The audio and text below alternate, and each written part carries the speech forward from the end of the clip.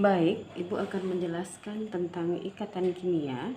Jadi, ikatan kimia itu dapat kita bagi dua. Yang pertama adalah ikatan kimia intramolekular, yang kedua adalah ikatan kimia antarmolekular. Ikatan kimia intramolekular yaitu ikatan kimia yang terjadi antar atom di dalam molekul. Sedangkan ikatan kimia antarmolekular yaitu ikatan yang terjadi antar molekul. Oke, sedangkan pembagiannya ikatan kimia intramolekular itu akan dibagi lagi, ada namanya ikatan ion, ada ikatan kovalen atau nanti ada kovalen koordinasi, dan ikatan logam. Sedangkan ikatan kimia antarmolekular atau antar molekul itu dibagi lagi, ada gaya van der Waals, dan gaya van der Waals ini terbagi lagi menjadi yaitu gaya yang terjadi antara molekul nonpolar dan nonpolar atau yang dikenal dengan gaya dispersi London. Berikutnya yaitu gaya atau ikatan yang terjadi antara molekul nonpolar dan molekul polar. Dan yang ketiga yaitu ikatan yang terjadi antara molekul polar dengan molekul polar. Kemudian yang kedua, bagian dari ikatan kimia antarmolekular yaitu ikatan hidrogen.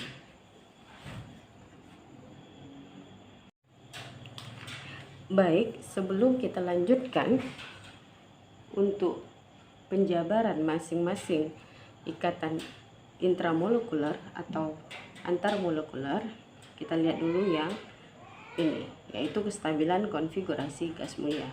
Kenapa kestabilan konfigurasi gas mulia ini perlu kita pelajari? Karena tujuan atom untuk berikatan itu adalah supaya dia stabil konfigurasinya seperti gas mulia. Oleh karena itu, kita perhatikan dulu konfigurasi gas mulia. Ini ada konfigurasi Bohr dan ini adalah konfigurasi mekanika kuantum atau subkulit. Perhatikan, di sini gas mulia itu helium, neon, argon, krypton, xenon, dan radon. Konfigurasinya, kalau kita lihat ini dengan kulit, itu elektron valensinya akan ketemu angka 2 atau elektron valensinya 2 dan 8. Ya. Sehingga apabila elektron valensinya 2 itu dikatakan duplet stabilnya. Sedangkan apabila elektron valensinya 8 itu dikatakan oktet, ya, stabilnya. Dan jika kita lihat dalam bentuk konfigurasi subkulit, pasti kita akan menemukan konfigurasi seperti ini, di mana helium itu adalah elektron valensinya 2, tentu 1s2, sedangkan neon serta radon kita lihat akan berakhir pada S-nya 2, P-nya 6. Sehingga di manakah letak kestabilan konfigurasi gas mulia? Oke, apabila elektron valensinya ini kita buat di dalam elektron itu kita buat di dalam orbital, contohnya ini S-nya 2, ini untuk helium, maka akan ketemu seperti ini. Karena S memiliki satu orbital, ada 2 elektron seperti ini. Namun apabila elektron valensinya berakhir pada S2 dan P6, kita akan menemukan elektron di dalam orbital seperti ini. Artinya seluruh elektron itu akan mengisi penuh orbital, dan kondisi inilah yang menyebabkan konfigurasi gas mulia menjadi lebih stabil. Sekarang kita akan lanjutkan dengan ikatan ion, dan ini adalah contoh senyawa ion dalam kehidupan sehari-hari. Oke, kita akan lihat pembagian dari ikatan kimia. Yang pertama sekali kita lihat dulu yaitu ikatan intramolekular, dan lebih tepatnya di sini adalah penjelasan untuk ikatan ion terlebih dahulu. Ikatan ion itu terjadi karena adanya transfer elektron. Artinya ada yang melepaskan elektron dan ada yang menerima elektron, ya.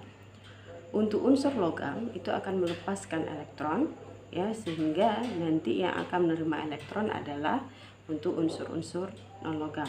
Di sini Ibu buatkan catatan untuk golongan 1A hingga 3A ini cenderung logam atau cenderung untuk melepaskan elektron. Sedangkan golongan 4A sampai 7A ini cenderung non-logam atau cenderung menerima elektron. Contoh dari senyawa yang berikatan ion atau mungkin disebut dengan contoh senyawa ion itu adalah NaCl, kemudian ada Kf, ada Mgs, ada Al2O3. Dimana kalau misalnya kita pilah satu persatu, Na ini merupakan logam golongan 1A, Cl merupakan non-logam golongan 7A. Kemudian kalau kita lihat K dengan F, K ini juga golongan 1A yaitu logam, F ini juga golongan 7A berarti non-logam. Setelah terjadi ikatan, maka ikatannya atau prosesnya adalah ikatan ion. Begitu juga untuk Mg dengan S, Mg ini adalah golongan 2A logam, S golongan 6A berarti non-logam. Kemudian Al ini adalah golongan 3A logam, kemudian O ini adalah golongan 6A berarti non-logam. Dan apabila atau mungkin seperti Ibu katakan tadi, apabila logam dengan non-logam berikatan, maka yang terjadi adalah ikatan ion dan senyawanya yang terbentuk berupa senyawa ion. Oke, Ibu akan buatkan contoh soal untuk ikatan ion. Jadi di sini ada 3 soal. Ada Ca dengan Cl, ada Mg dengan S, dan Al dengan O. Dan di sini ada catatan untuk konfigurasi gas mulia dengan bor atau kulit untuk memudahkan, ya. Oke, kita mulai dulu yang pertama yaitu Ca, nomor atom 20. Pertama sekali kita buat dulu konfigurasinya dengan cara kulit yaitu 2 8 8 2. Kemudian Cl, nomor atomnya 17, konfigurasinya adalah 2 8 7. Kemudian kita lihat ke konfigurasi gas mulia. Jadi sebelum proses berikatan gitu ya, unsur-unsur tersebut akan ada yang melepaskan elektron ataupun menerima elektron. Tujuannya adalah supaya konfigurasinya stabil seperti gas mulia. Jadi di sini ada gas mulia dan kita lihat yang pertama adalah Ca dengan nomor atom 20. Maka yang akan ditiru oleh Ca itu adalah gas mulia yang lebih dekat, yaitu argon 288. Jika konfigurasi gas mulia adalah 288, sedangkan pada Ca itu adalah 2882, maka Ca supaya seperti gas mulia, dia harus melepaskan 2 elektronnya. Apabila elektron dilepaskan, ingat elektron bermuatan negatif, maka Ca akan menjadi bermuatan positif karena yang negatifnya sudah dikeluarkan, sehingga konfigurasinya tentu akan berubah menjadi konfigurasi argon yaitu 288. Oke, pindah lagi ke Cl. Cl konfigurasinya adalah 287, nomor atomnya 17. Dan gas mulia yang akan diikuti oleh Cl itu juga argon yang terdekat. Artinya dia akan mengikuti oktet juga. Kita lihat elektrovalensinya 8. Sehingga kalau di sini baru 287, maka Cl akan membutuhkan 1 elektron supaya menjadi 8. Nah, karena itu yang awalnya adalah Cl karena sudah ditambahkan elektron atau partikel bermuatan negatif, maka Cl-nya berubah menjadi Cl-. Oke.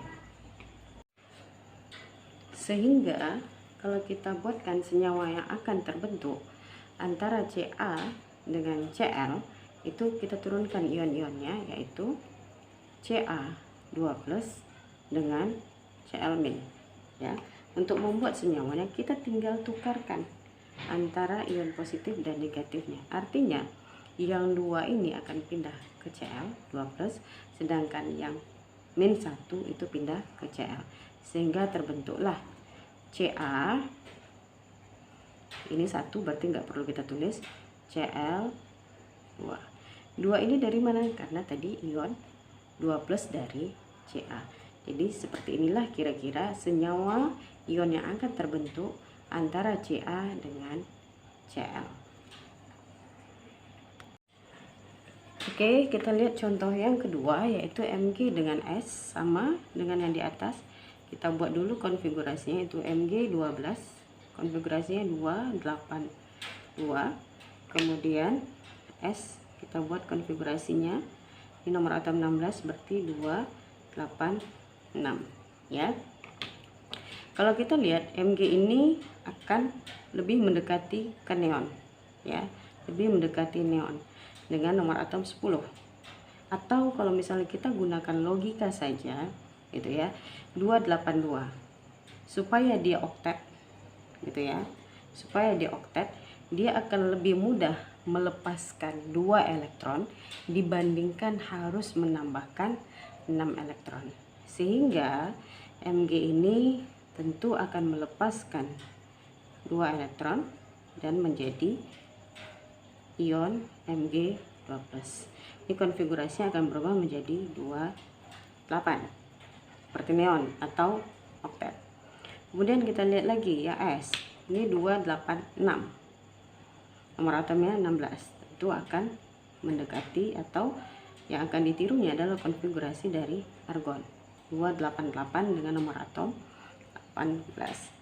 Atau kalau misalnya kita gunakan logika 286 ini, itu akan lebih mudah, supaya oktat akan lebih mudah menambahkan 2 elektron dibandingkan harus melepaskan 6 elektron ya. Jadi kalau dia lebih mudah menambahkan 2 elektron, kita tambahkan 2 elektron, maka S tadi akan berubah menjadi S2-. Penggabungan antara Mg 2+ dengan S2-, perhatikan ini muatannya sama-sama 2, cuma yang satu adalah bermuatan positif, yang satu negatif, maka ya ini akan saling meniadakan, terbentuklah MgS. Artinya kita tidak perlu menuliskan Mg2S2. Kenapa? Karena muatannya sama. Jadi jawabannya adalah MgS.